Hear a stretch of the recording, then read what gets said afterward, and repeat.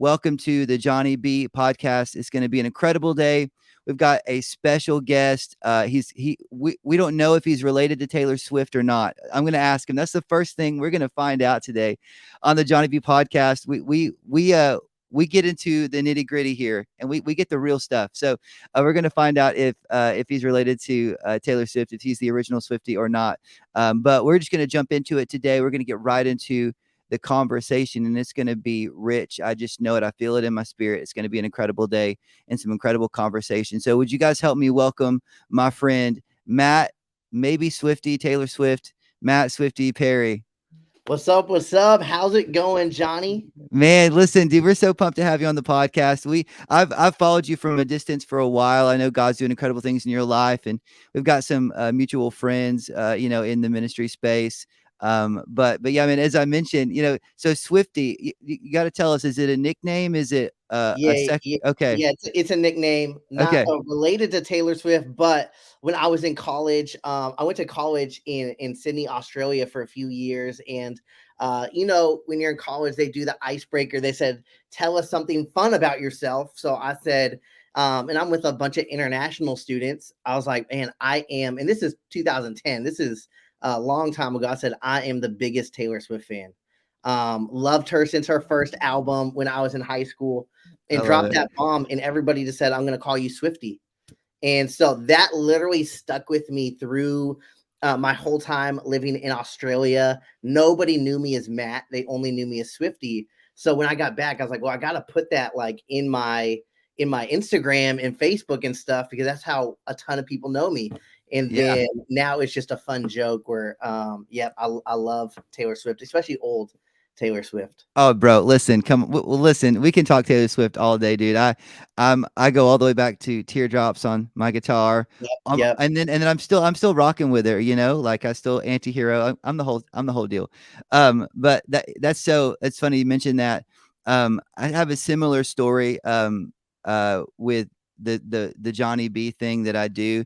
I was traveling. I think you're probably familiar with Eddie James, mutual friend of ours, but I was traveling with Eddie way back in another life. It feels back in 2008, and there was like 4 guys on the team named John or Jonathan or John Luke, whatever. Like we had all the gospels. We had John Mark, John Luke, the whole thing. And so somebody one day just said, "Hey, Johnny B," and it just stuck because it was how we were able to kind of figure out who is who and whatever. And so very similar to yourself, when I came off the road and we're trying to kind of like, get our ministry going and whatever. And I was like, no one's going to know Burkhalter. Like no one even knows my last name exists. Yeah. Like I've had people come up to me and they're like, bro, I thought your last name was B. I'm like, are you insane? Like there's no way my last name is one letter, whatever. But so very similar story to that, man. That's awesome. You mentioned Australia. What part of Australia were you in? Yeah, I lived in Sydney. I went to Hillsong College for a few years. That's where I really first led in ministry, was invested into, felt called to pastor when I was at Hillsong College. I love it. We've been to Sydney. We spent some time there. It was so interesting when we were there. So we went and we were doing some ministry. We had a couple of things on our calendar, but we had an off Sunday and we thought we've got to go to a Hillsong campus. We just got to. Yeah. But as you know, the actual, like the main campus is kind of in the suburbs a little bit. Yeah, it's like 50 minutes outside the city. Yeah, it's not actually downtown. And so we were there without a vehicle. We were getting around on like the public, like train system or whatever it is. It's not, we call it MARTA here in Atlanta, but it's not called MARTA in Australia. So we were limited to where we could go. And so we went to a Sunday morning service at their downtown campus. I was at their city campus. That's the campus I went to. The I Heart Jesus on the wall, whatever. Yep. And we walked in, and I shouldn't have been wearing a leather jacket because it was summertime. It was December, but it was summer there. Yeah. But I had on my leather jacket, and I guess they mistook me for someone way cooler than I actually was.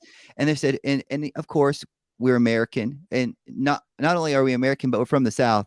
So we're like, hi y'all, we're walking in there on a Sunday morning. Hi y'all. And they're like, where are you guys from? Who are you? Are you Justin Bieber? And I said, no. Hilarious. I get that all the time. And but long story short, they were so kind. Like their like first impressions game is second to none.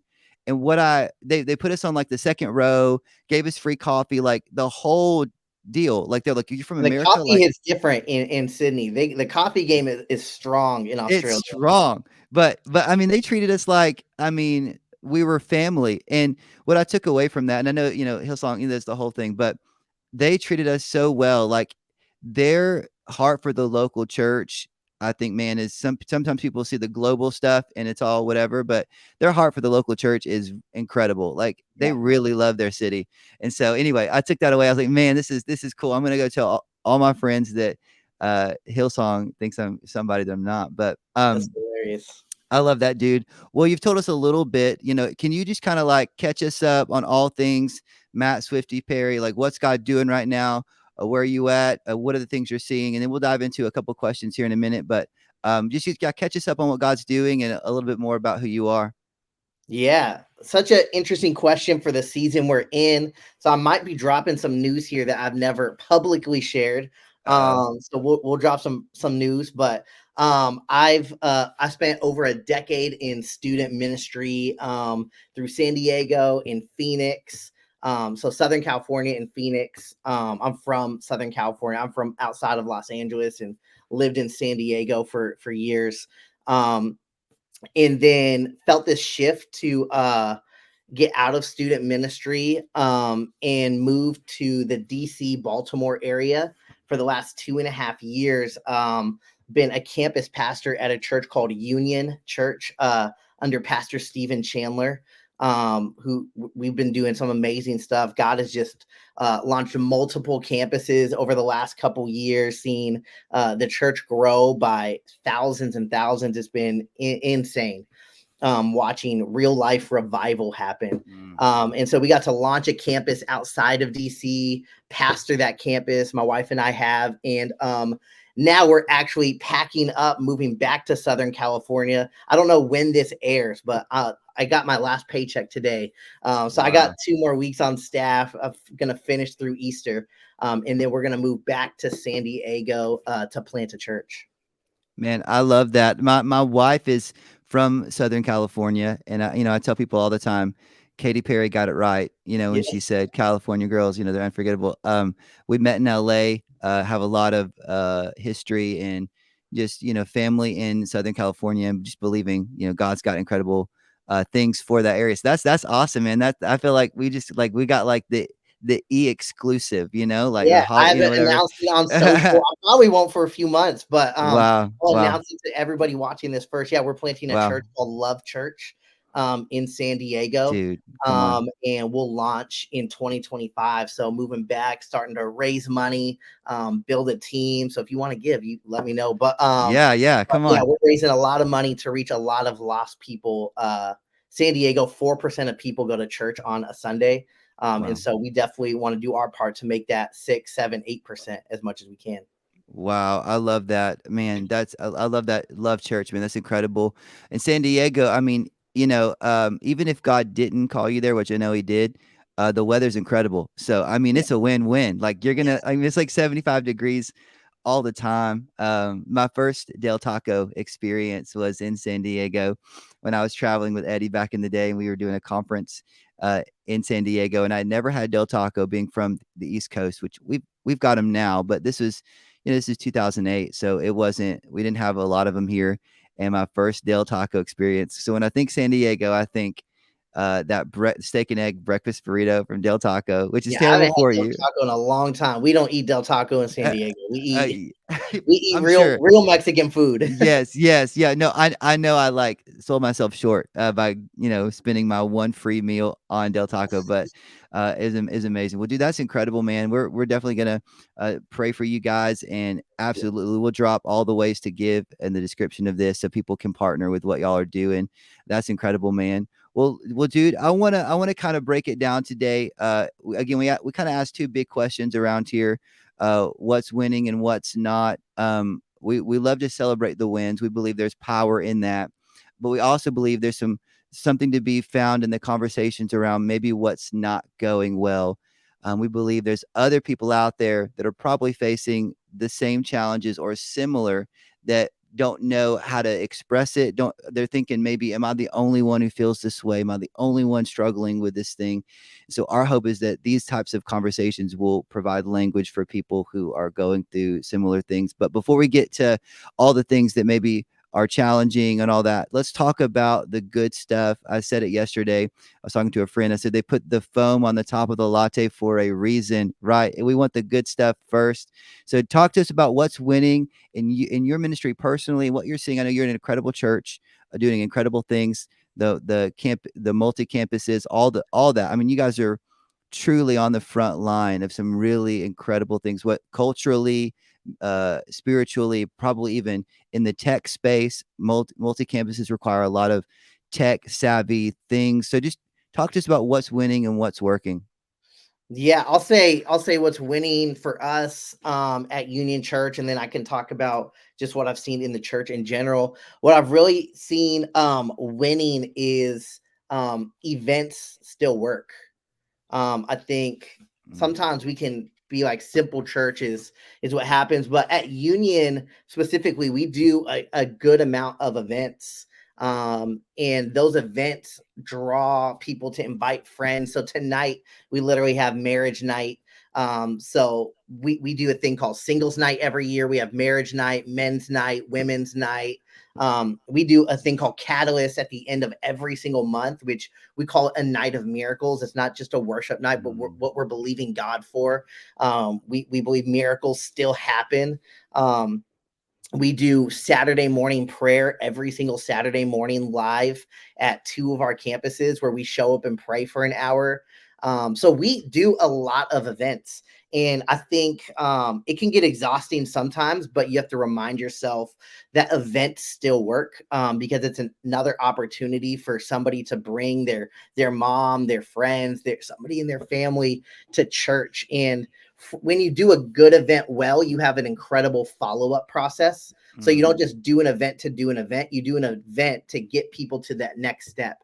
So our purpose of marriage night tonight is to get all the married people we can in the room, give them tips on how to have a better marriage. But then from there, it's, hey, fill out this card. We'd love to get you into a marriage group, because we know an event doesn't necessarily change a life, but community does, Mm. I and love stuff. that. And so I think what really still works is events still work, and you got to be strategic about a follow-up process. What's the purpose of an event? Where am I trying to take somebody to? And once you got that down, throw different parties, throw different events, and help people take their next step. I love that. Man, that's so incredible. I think one of the things, that we lost during, the 2020 deal was community. And I think now people are running back to community so fast. They want it, they need it. Especially, I see you mentioned being in youth ministry. This next generation, this Gen Z, I mean, they're such a special generation. But one of the things I've noticed that they're gravitating towards is community. And you're right, they do want an event. They're like, put something on my calendar. I need it, because they're not community is one of those things where it's not going to happen by accident. It's got to be intentional. And I think events make it intentional. So I love that, man. That's incredible. Yeah, and I don't know what size church different people lead, but whatever size church is, you can do a pop-up event of, hey, we're all just going to a baseball game today. Meet us here. It doesn't have to be such a scaled out Mm, big thing that requires a lot of money. You could say, hey, our church is going to meet at this place to eat or at this baseball game, and find us, bring some friends with you who don't go to church. I think that's so important about the intentional part. Hey, we're going to all go to this specific place, but would you do us a favor? Would you bring a friend who might not step foot into church? Bring them with mm. you, just Yeah. have some fun, meet some people. And I believe that is part of how a church grows. Yeah, no, I love that. I love, and you're right, man. I think we can get so caught in the details of it that we think, oh, if it's not, this big deal, that we just can't do it at all. But I think it all goes back to that intentional piece. Like, let's just be intentional about it. I remember we were doing a young adult ministry. a few years back, and we're trying to figure. We kind of stumbled into it because we noticed there was a lot of young adults serving in our church, but there wasn't really anything just for them. I mean, we're 20 minutes from Passion City Church, like, so it's like it's really, so you can almost that that fear of, man, we can't do that. Like, that's what, you know what I mean? Like, and so I mean, we're a good sized church. We see maybe 1,400 on a weekend. But still, when you think of like, oh well, you almost feel intimidated because you can't do it to that scale. But God's not calling us to do that. Yeah. But He's just saying, what can you do right now? So you just throw some on the calendar. Hey man, we're going to meet at Tiny Bubbles, which is a local boba tea place. We're going to meet there and just see what happens. And we got there and like 15, 20 young adults. It was so small. The space was so small. We're like, man, we're going to have to figure this out. And it wasn't anything massive.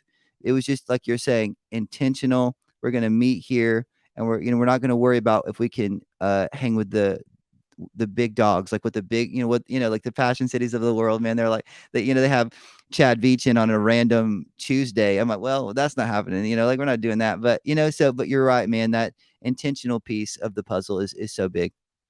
Yeah, yeah. So I see that winning, and I think just globally, what I see, it's the ministries that I'm just connected to. I'm talking to. I think Gen Z is just winning right now. I've been out Mm, of student ministry the last couple years, but still love to go preach to youth and hang out. I go to our youth nights and just hang out and support our youth pastor. But I just see there's just this hunger for the generation in student ministry right now.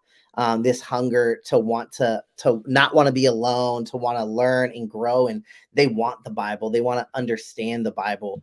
I mean, you can just jump on TikTok and see different theologies get so many views.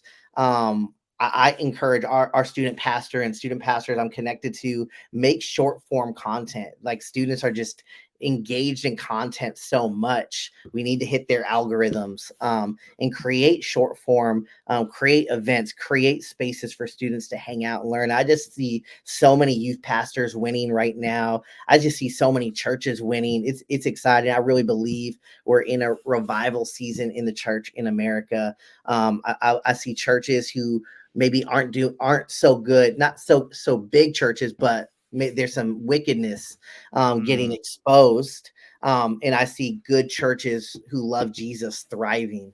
And so I think that's a part of revival is God is doing something in the church of America and the church overseas as well. Wow. I think we're in a revival season. Wow, I love that. You mentioned earlier you guys still believe in miracles, and man, we do too. And what I'm learning about this generation is they're open to that. They're open to the things of God. They're open to this experience with God that maybe for a season we felt intimidated, like, well, man, that's gonna freak them out. I don't know your background, but I was raised on a wood pew in a Yeah, yeah, hyper Pentecostal church that I didn't want to invite my friends to sometimes, if I'm being honest, because it could get cray. But I think what we've learned is that God moves in such a special way now. We don't have to be intimidated. Like, there's a generation who want to be in the room when miracles happen. They yeah, just do. And not just want, but I think they almost need it. Like, that's the whole point, right? These signs shall follow those that believe, like, that people would see and come to know Jesus. It's all about the lost person, or maybe the confused person, seeing a miracle moment happen and it leading to a moment of believing. So I love that you guys give space for that. I'm with you, man. I pop in our youth services, which where we sit currently, I'm the worship pastor at our church, but we kind of pastor all environments when it comes to mm, worship. Like, we want to see what's happening in the kids' church. We want to be a part of building culture for students when it comes to worship. And full disclosure, back in it's been about a year ago, I was trying to remove myself. I thought, okay, I'm going to empower somebody to do this, and I'm just going to move myself out of this equation. But very similar to yourself, my wife and I, we travel a ton doing predominantly youth events.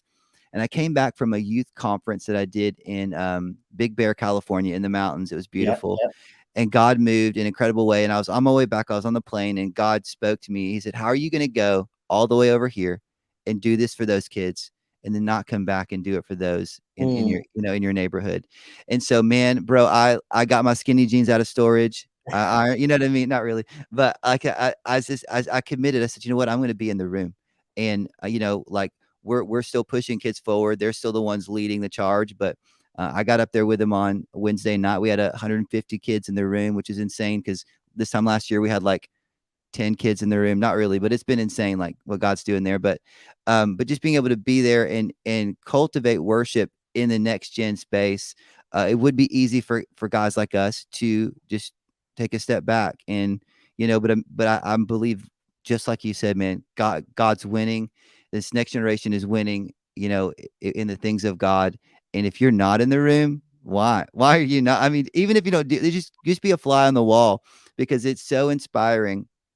And we tell our small group leaders all the time, you don't have to be 25 to connect. We want the aunties and the uncles and the grandmas. Like we want you here because they need you. You know what I mean? Yeah. So I would 100% back that up, that this next generation is winning. And it remind I'm a little probably. I probably got a good 10 years. I'm 38. I probably got a good 10 years on you if I'm guessing. I don't know.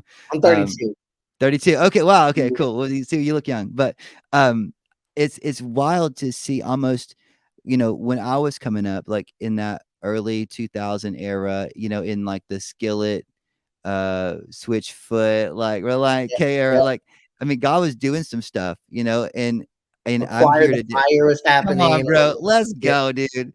Bro, come on. But then there was almost kinda like a quiet decade maybe there where, like, it was like we're having to kinda reset, like, you know what I mean? I don't maybe not in your experience, but in our experience here, like, there's, like, a decade of a turnover of, okay, now we gotta kinda almost refigure out how to communicate. And you mentioned that short form content, the algorithm. Like, we almost had to, like, reprogram the way that we approach the next generation. We could talk next gen all day, man. I have such a heart for it, but you hit the nail on the head, man, with that, man. I love that. So that's what's winning in your church and what you're seeing. Yeah. Anything else you're And with seeing? that, I want to end. Last thing I love about our church is we actually require all staff to be. We do student nights once a month. That's kind of our student service, and we require staff to be at 2 a year. So if Mm, you're on staff at Union Church, you have to go be supportive to our student ministry and see what's happening. And I just love that our church is like, no, like if you're on staff, like you're not just gonna be like, yeah, that's for the students, but how can I help? How can I serve? How can I support our youth pastor and connect with students? I love that, man. That's incredible. I love that, dude. Well, talk to us for just a few minutes, man, about the oops. Like, what's not, like, oops, this isn't working. Maybe it worked before, but it's not working now. Maybe it's a challenge you're finding within your ministry experience. I would love to hear about that. And then maybe what you're seeing as a whole, church wide, that it's not working, that we need to maybe pivot from, like, just like we talked about that communication changeover with next gen. We had to refigure out how to communicate with him. Are you seeing God maybe reset some things? And can you just kind of talk to us about that? Yeah, some oops that I don't. I would say thinking about that again. I don't know what's not working. I think Sundays only doesn't work. Mm, If your church is like, I'll see you next Sunday. I don't know about you. I grew up in a church that it kind of felt sometimes, all right, see you next Sunday. I think see you next Sunday doesn't work because there's too much that goes on during a week. That's why I think small groups is so important. That's why I think just organic relationships with people in your church is so important because mm, seeing somebody 52 times a year is not enough. I truly believe. And so I think just a Sunday only ministry just is not as effective as people think. I think you have to build systems because systems are the skeleton. And systems do change because our bodies get bigger. But you have to have the systems in place to help people create friendships and organic relationships. And I always felt like a failure if people from my church or when I was a student pastor, if they weren't hanging out outside of church, I'm like, okay, I'm not doing the best job right now, because this can be a great meeting place, and where we come and worship together, and we invite people who don't know Jesus, and they hear the gospel. But we need more than just I'll see you next Sunday. And how are we creating systems for people to build those relationships, whether that be small groups or hangouts or whatever that may be. I love that. I mean, you're man, I love what you're saying. I love the flow of this because you're right on, man. I think somebody told me one time, they said if you can give someone a person and a purpose, you've got them. Like, and a person meaning a friend, and a purpose meaning something to do. Like, if you can get those, if you can check those two boxes when someone comes to your church, then they're gonna hang out. They're gonna rock with you. They're gonna stick around.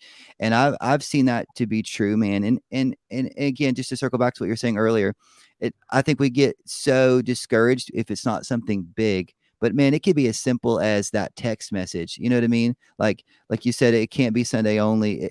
If community, like I noticed you got the dad gang hat on. I've got two Yeah, kids. Like sometimes it can be a struggle, right? Like there might be a week where you're like crushing it and you're taking people to lunch and you're grabbing the coffee and all this. But there may be another week where all you've got time for is that encouraging text or that quick phone call on the way home from the office. But do something, right? Just to be in community. And I've seen it go so far. Relational equity. I mean, it is just, it's the secret sauce, man. It really is. Like, people will go to bat for you and they will get in the trenches with you when you've built community with them. So I just, man, that should be a T-shirt, man. Like, yeah, whatever, that Sundays only don't work, whatever. Like, that needs to be the next thing, a tattoo or yeah, something. Because you're spot on with that, man. I think that is incredible, and I think we're seeing that even with adults. I think we can sometimes maybe fall into the trap that adults don't have time. You know what I mean? And I mean, maybe they don't have time, but they want to make the time. They yeah. You do. make time for what's important, right? And you figure something out. I think one of the easiest things a pastor can do is just say, "Hey, gonna have a couple people over this week." Like, it doesn't have to be anything scaled up. Hey, I was gonna throw some stuff on the smoker anyways. Let me invite 3 or 4 people over, who want to just come and have some dinner. Oh, me and my family were gonna watch the Super Bowl anyways. Why don't we invite a couple people over? Whatever you have going on. Maybe you find some people in the church, and they like Love Is Blind just as much as you. Okay, well, I want you to come over and watch this with us. Like, I just think we need to create more spaces for organic hangouts to happen. And as you model that for 3 or 4 people in your life, now you release them that they go and do that. And you're multiplying that throughout the church. But it's as easy as, hey, once a week, let's just invite 3 people over from church. And after about 5, 6 weeks, let me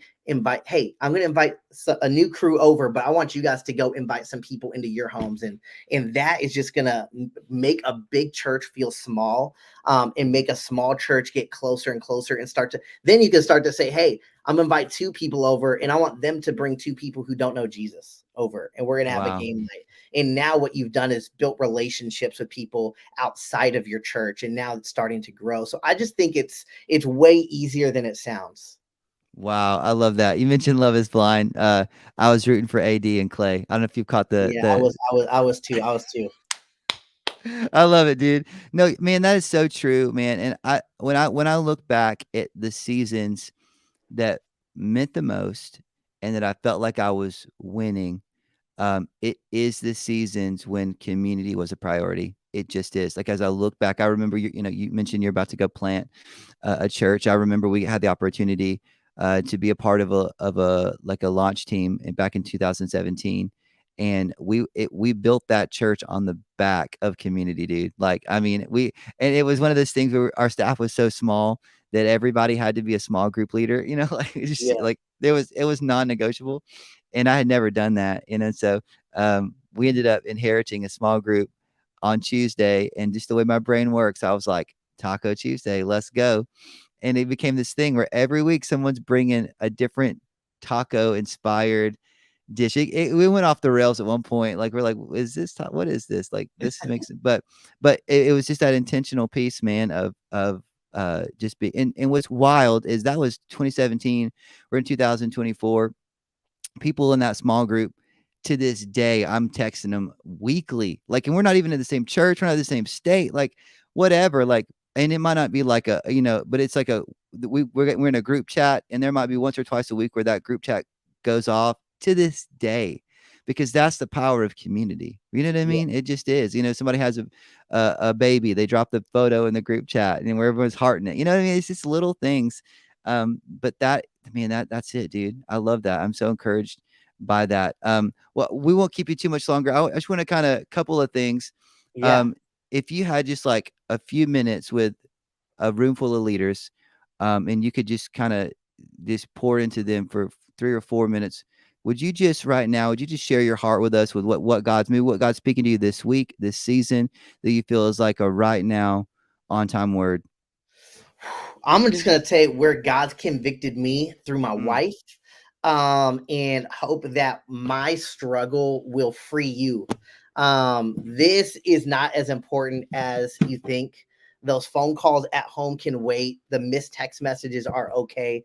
You're not a failure as a pastor because you didn't respond right away. Scrolling is not as addictive as we think it is, but what matters is your family.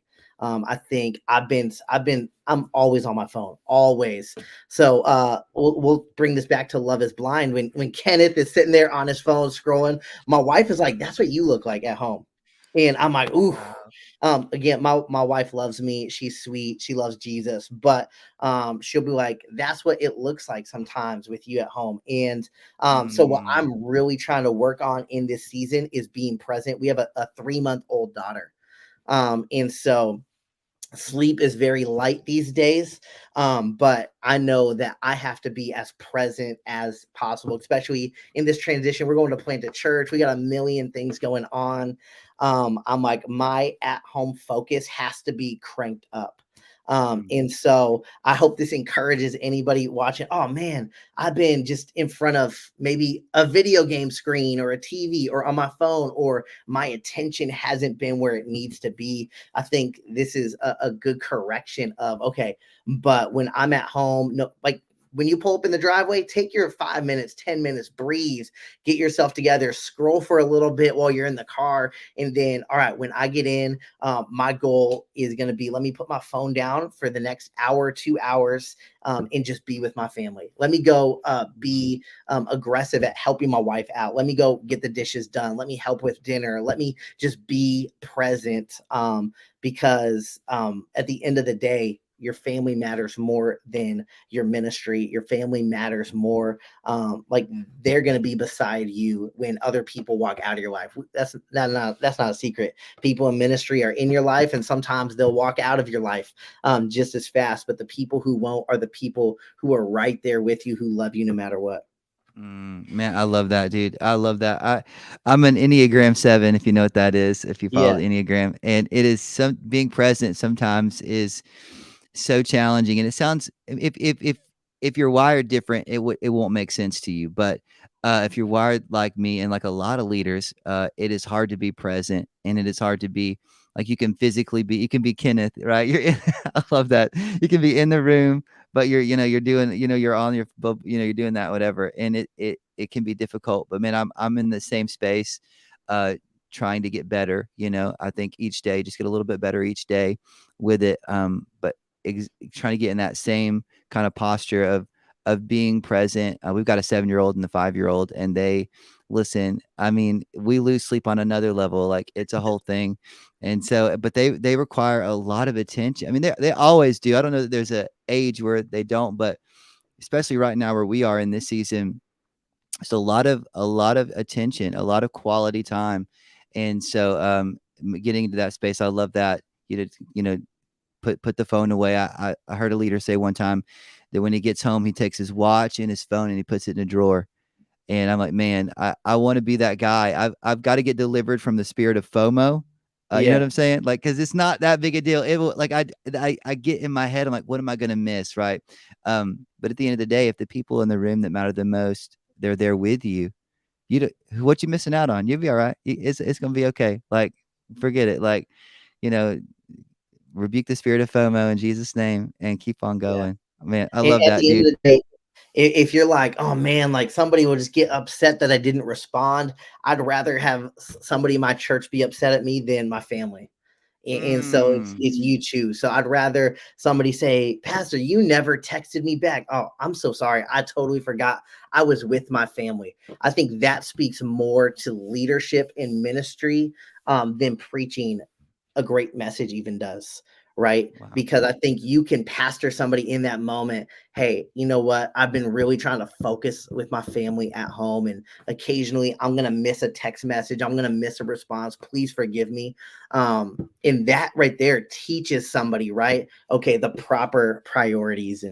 Mm. And that's just what I'm learning. I'm not great at this. And my wife watches this, I'm working on it, but this is something, it's a daily practice, right? It really is a discipline that you have to practice of, because I grew up in the era of where we first got phones, and so Same. it's an attachment to me, and I have to break that attachment. Okay, let me leave my phone in another room. um Wow. Wow, I love that, man. That's a whole word. I love that, man. It's incredible. Well, dude, thank you so much for your time. I'm gonna ask you like 3 quick questions. They'll be yeah, back to back to back. Uh, and just real quick, just say one or the other. Dunkin' or Starbucks? Starbucks. Okay. Friends or Seinfeld? Friends. Okay. Are you binge watching or are you binge reading? Binge watching. Come on. Come I'm a on, just reader. I listen. love reading, but with no sleep, it's just empty words. So I'm watching. Dude, I'll say this before we let you go. I've noticed on the gram your book reading plan game. It, dude, Yeah, like my God, like I want to be on that level, dude. I'm trying. I'm in this audiobook era. If we could, be yeah, Swifties for a minute. I'm in this audiobook era where I'm just trying to get it in me, get it. I gotta get it somehow. Like yeah, yeah, I've yeah. gotta get the info somehow. So I'm trying. That's my own personal struggle. But dude, thank you so much, man, for being on the podcast, for taking a few minutes, and just being with us, man. We're praying for Love Church. We'll get all the ways to give so people can partner with you in this season, man. And next time we're in San Diego, we won't get Del Taco. We'll get some No real Del Mexican Taco. food. Tacos El Gordo. Come on. I love it. I love it, dude. Well, thanks so much. And y'all, thank you for watching the Johnny V podcast or listening. Maybe you're listening through the audio platforms. Maybe you're on a treadmill right now. Maybe you're a mom or a dad and you're chasing those kids around and trying to be present. But thank you so much for taking a few moments to get a little bit better. We love you. We mean it. We'll see you next time on the Johnny V podcast.